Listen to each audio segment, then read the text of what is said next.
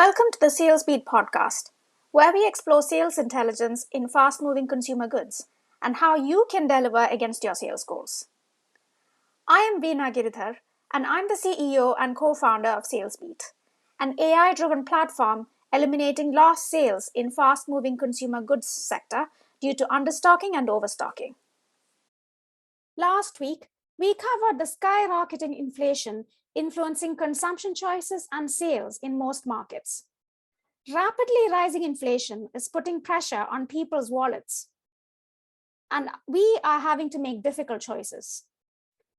The first step in unlocking how your consumers, that is us, are making their buying decisions is to look to yourself. What pressures are you facing? What are the choices you have before you? Think about whether others will be facing the same issues as you are. How can you ensure they choose your brand and SKU amongst various others? If you are a retailer, how can you ensure consumers buy from you instead of anyone else? We encourage you to consider the next 12 months or so as an opportunity. After all, you're not the only person, brand, or retailer facing this challenge. The current crisis has more or less leveled the playing field.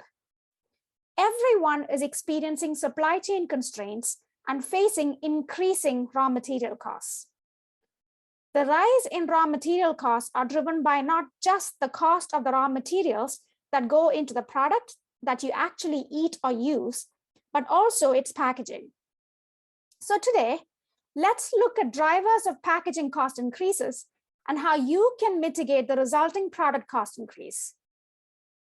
Manufacturers are experiencing unprecedented increases in raw material costs. According to Titan Pack, a manufacturer of packaging materials, timber exports from Ukraine and Russia are valued at 12 billion euros.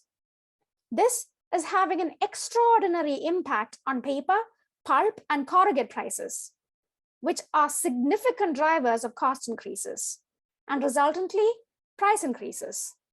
Also, sanctions on Russia and embargoes on Russian oil and gas are leading to extreme increases in energy costs.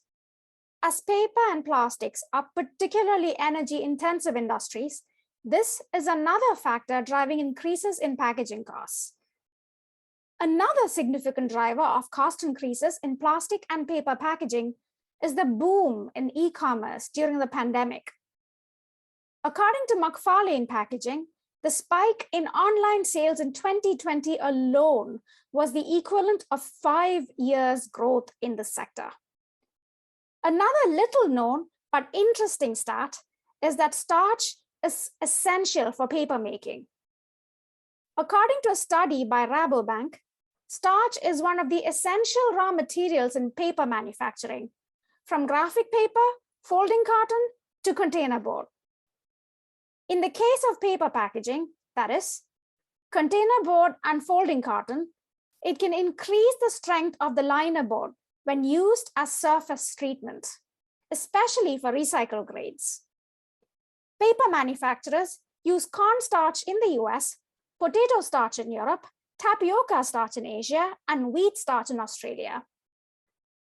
Due to the conflict in Ukraine, supply of both corn and wheat have been significantly impacted, resulting in increasing costs of not just corn and wheat, but of all the other grains and starches due to increased demand for alternatives.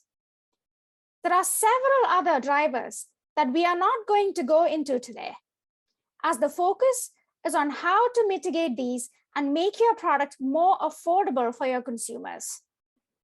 Depending on the product, before the pandemic hit, packaging costs were anywhere from 10% to 60% of the cost of an FMCG product. For example, a small pack of any product will have more packaging when compared to the actual usable product. A larger pack will have less packaging as a ratio. This is significant, so it is not surprising that manufacturers are passing these increases along to consumers to maintain their margins.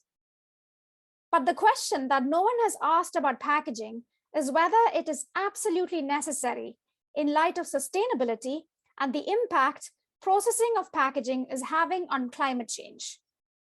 Until now, the cost of moving to a packaging-free format was prohibitively expensive. Given the significant impact on costs due to packaging cost increases, a packaging-free format now looks increasingly attractive.